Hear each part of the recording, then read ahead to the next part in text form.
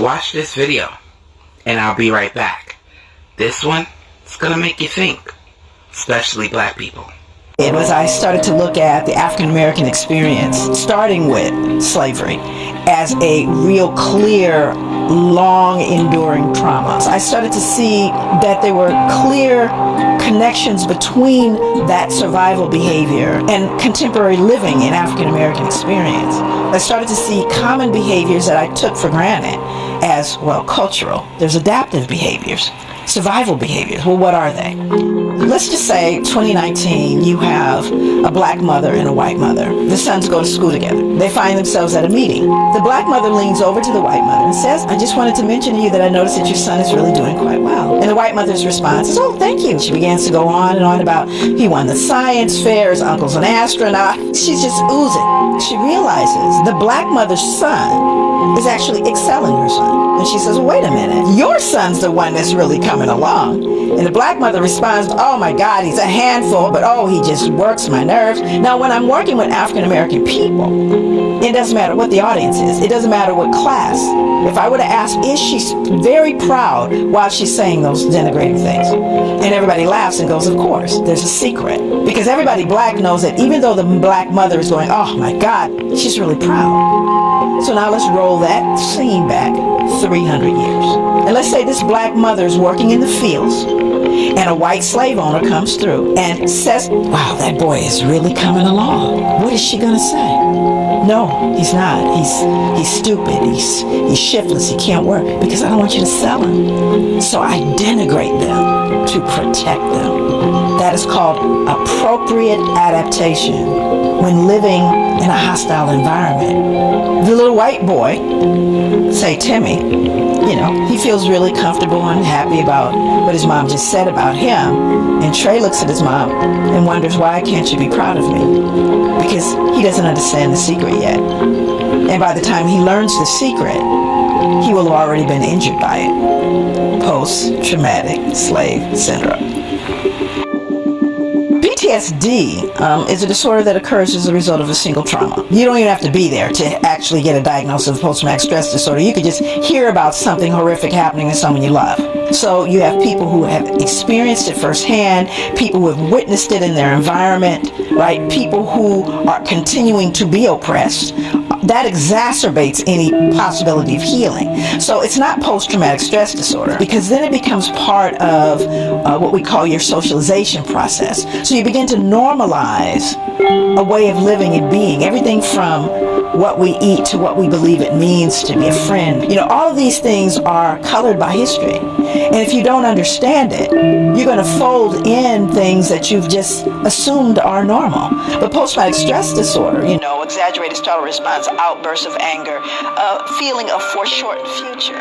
There was a point where there were African American children in different urban settings that didn't expect to live to be adults because they saw so much death that they started planning their funerals like at 13, 12, as young as 10. When you start looking at the simple biology, you start looking at the impact of stress on health. And while we look at general stress, we know finances, you have illnesses, all these different things. How about being black?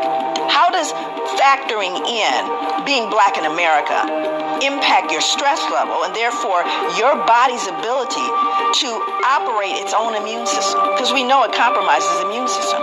Once you understand it, then you can deal with it. Because you see, it's habitual. You socialize. It becomes part of your being. So one of the ways you begin to address that multi-generational trauma is to work with the people it directly impacts, to hear from them. And when you give the people the information, they can use it. I think the first order of business is beginning to have a conversation. And the other is to educate the larger society. You have to stop the assault. So this is not purely a clinical thing. This requires social justice and change.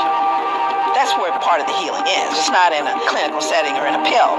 It's in fairness and justice and safety and equity. We got to work with some of those clinical things, some of those issues of panic and anxiety. And we also have to deal with the fact that you have a system that is set up to oppress you and to continue to injure you. Both those things have to be dealt with. And they cannot singularly by themselves affect a change. They have to be done collectively. What's crazy about this video is I have seen this personally and it never clicked in my mind.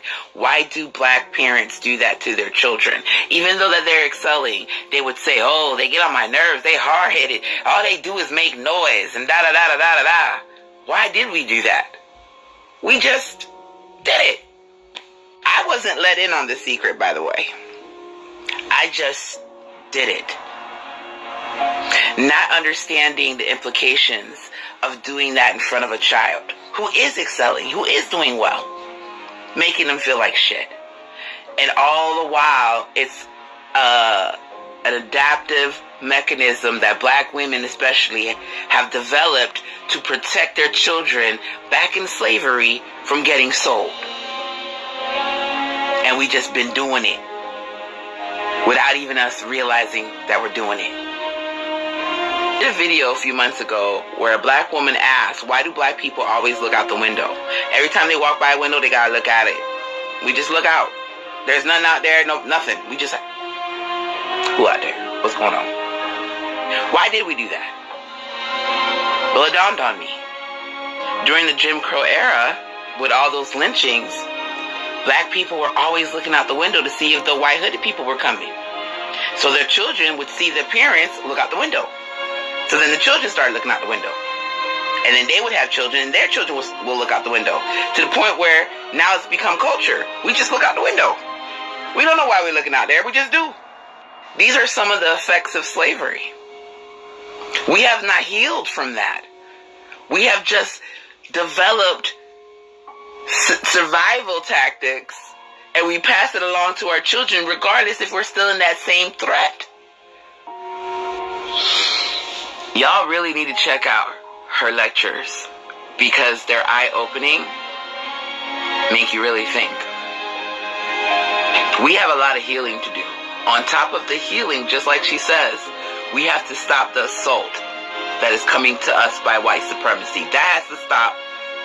And we also have to heal at the same time. Because you cannot heal in the same place, in the same environment as your abuse. Remember, diversity, equal power. We could change the world when we work together and protect black women. Until next time.